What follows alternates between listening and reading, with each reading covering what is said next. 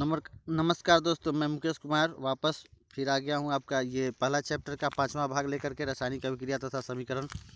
तो पिछला लेक्चर में हमने बात किया था जितने सारे रिएक्शंस थे, जितने सारे रासायनिक अभिक्रिया के प्रकार थे, है ना। तो उसमें ऑक्सीकरण, अवकरण, संयोजन, वियोजन जो भी है। और जिन लोगों ने इसके पहले 4 जो लेक्चर नहीं देखा है तो डिस्क्रिप्शन बॉक्स चेक कर सकते हैं, वहाँ पे सारे वीडियो मिल जाएंगे। और अगर मेरा वीडियो आपको पसंद आ रहा है तो आप इसे लाइक करें, शेयर करें, कमेंट्स करें और मेरे चैनल को सब्सक्राइब करना ना भूलें, बेल आइकन को दबाना ना भूलें। चलिए आगे चलते हैं। संक्षारण, इसको बोलते हैं कोरोजन। तो संक्षारण क्या है? तो जब आप लोग देखते होंगे अपने आसपास के जगहों पर कि कोई बड़ा बड़ा सा लोहा का गेट या कोई मटेरियल्स जो है ये रखा रहता है लंबे समय तक, तो उसमें जंग लग जाता है, जिसके कारण उसकी छोटी छोटी परतें होकर के टूट जाती है, उसका चमक गायब हो जाता है, बर्बाद हो जाता है ना। तो कोरोजन या संक्षारण वही है। वैसी अभिक्रिया जिसमें कोई धातु वायु, अम्ल अथवा क्षार की उपस्थिति में, क्या कहा हमने, कोई धातु वायु, अम्ल तथा क्षार की उपस्थिति में अपना गुण खो देता है, संक्षारण कहलाता है। ठीक है।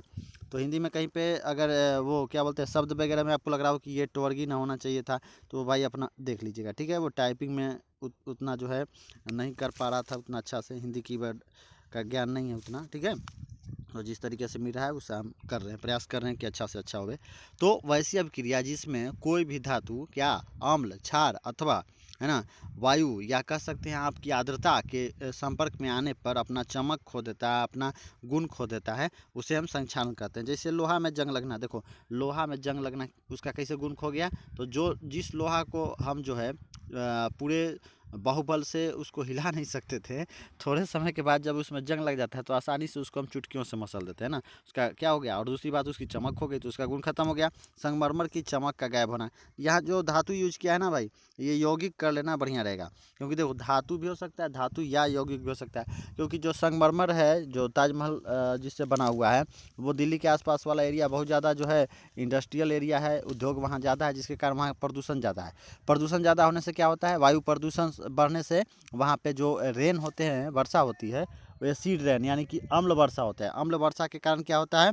तो जब अम्ल उस पर गिरता है तो कैल्शियम कार्बोनेट के साथ रिएक्शंस कर करके और उसका जो है वो चमक गायब कर देता है, माने उसका भी संक्षारण होता है। आगे चलते हैं। आगे में है दूसरा टॉपिक था विकृत गणिता। देखो ये जो हिंदी है ना, हमको बहुत ज़्यादा ये सोचना पड़ा, खोजना पड़ा क्या क्या था हिंदी, है ना। विकृत गणिता इसको बोलते हैं। इसका ये जो है रेंसिडिटी इंग्लिश होता है। तो विकृत गणिता क्या होता है? देखो वर्ड ही बता रहा है। विकृत माने खराब होना, गणिता माने गंध, गंध का खराब होना। किसके गंध का खराब होना? अभी गर्मी का मौसम है, आप समझ रहे होंगे किसका गंध का खराब होना। अगर दाल रख दो, कोई भी तैलीय पदार्थ रख दो, तो गर्मी में, है ना, टेम्परेचर पे क्या होता है ना, वो खराब हो जाता है। कहता है वैसी अभिक्रिया जिसमें तैलीय भोज पदार्थ, भोजन पदार्थ लिखा गया है, खुली छोड़ देने पर, अगर तैलीय भोज पदार्थ को खुली हवा में छोड़ दिया जाए, है ना, तो उसका गंध खराब होने लगता है तथा उसका स्वाद बदल जाता है। तो इसे ही क्या कहते हैं? विकृत गंधिता कहते हैं। जब किसी तैलीय भोज पदार्थ को, है ना, खुली हवा में छोड़ दिए, है ना, बर्तन में ना बंद करके रखे, खुला रख दिए, तो वो क्या हो जाता है? गंध खराब देता है। जैसे सब्जी वगैरह बनता है ना गर्मी के मौसम में, दाल वगैरह, तो सुबह का बना हुआ शाम को खाते हैं, खट्टा हो जाता है, खराब हो जाता है और गंध देता है, खराब गंध देता है ना। तो विकृत माने खराब, गंध गंधिता माने गंध देना। तो जब खराब गंध देने लगे कौन? भोज्य पदार्थ। कब? जब उसको खुली हवा में छोड़ दें, तो वो कहलाता है विकृत गंधिता। ठीक है।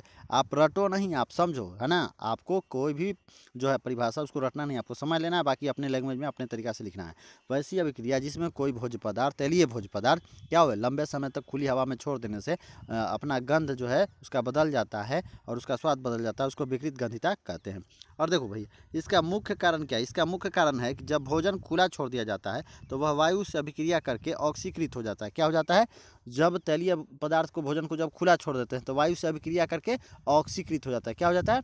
ऑक्सीकृत हो जाता है, माने ऑक्सीजन से अभिक्रिया करके ऑक्सीकृत हो जाता है। और ऑक्सीकृत होना ही मुख्य कारण है।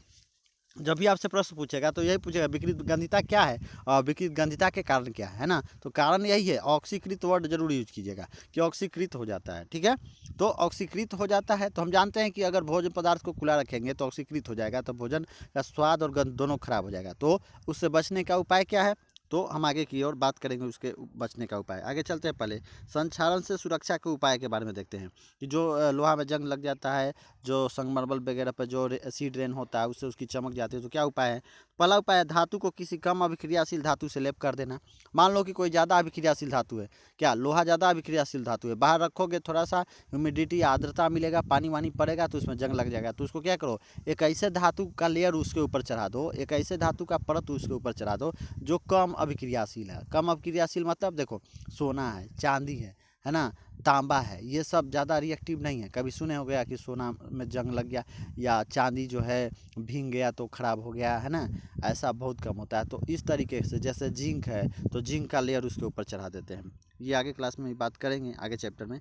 फिर उसके बाद पेंट का प्रयोग करना। देखते हो नया नया लोहा का गेट होता है उसको लोग पेंट कर देते हैं। काहे पेंट करते हैं? ताकि जंग ना लगे। तो पेंट कर दिए, तो पेंट करने से क्या हुआ, पेंट कर दिए तो वो लोहा से डायरेक्ट जो है हवा कांटेक्ट में नहीं आएगा, अम्ल कांटेक्ट में नहीं आएगा, क्षार कांटेक्ट में नहीं आएगा, ठीक है।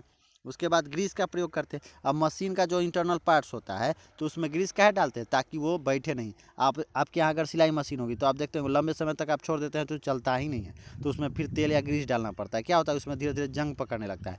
या साइकिल का जो भी है रिम वगैरह होता है या इंटरनल पार्ट्स होते हैं तो वहाँ पर ग्रीसिंग करनी होती है।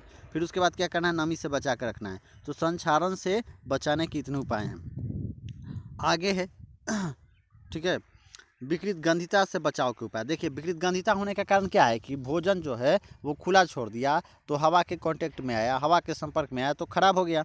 हमें क्या करना है, हवा के कांटेक्ट से भोजन को बचाना है। आप जैसे बचा लो तो पहला क्या है, बंद बर्तन या रेफ्रिजरेटर जिसको फ्रीजर बोलते हैं में भोज्य पदार्थों को रखकर, है ना, बंद बर्तन में या रेफ्रिजरेटर में भोज्य पदार्थों को रखकर। कुछ पॉइंट्स यहाँ पे आ नहीं रहे थे तो हमने छोड़ दिया है, सेकंड पेज पे आ रहा था। तो चलिए यहाँ पे हम डिस्कस करते हैं। पहला तो बंद बर्तन या फ्रीजर में, रेफ्रिजरेटर में बंद करके।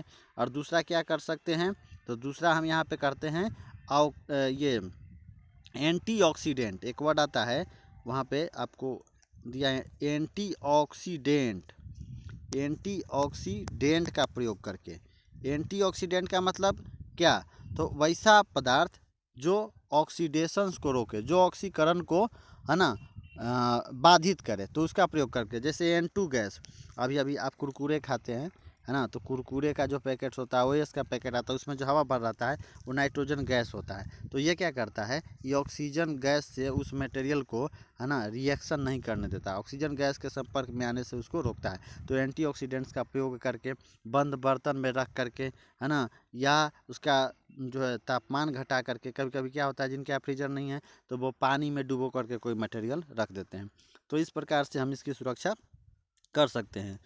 तो धन्यवाद, ये चैप्टर का अंतिम पड़ाव था, यहाँ से हम विदा लेते हैं और नेक्स्ट क्लास में अगला चैप्टर लेकर के फिर मिलेंगे। और अंत में आपसे कहना चाहूँगा कि अगर आपको मेरी वीडियो पसंद आ रही है तो कृपया लाइक करें, शेयर करें और कमेंट बॉक्स में लिखें कि इसमें और क्या सुधार हो सकता है या कोई और टॉपिक पे वीडियो अगर आप चाहते हैं तो, ठीक है। तो इसके लिए यही है। तो अब हम फिर आपसे मिलेंगे अगला क्लास में। और मेरे चैनल को अगर अभी तक सब्सक्राइब नहीं किया तो सब्सक्राइब करें। धन्यवाद।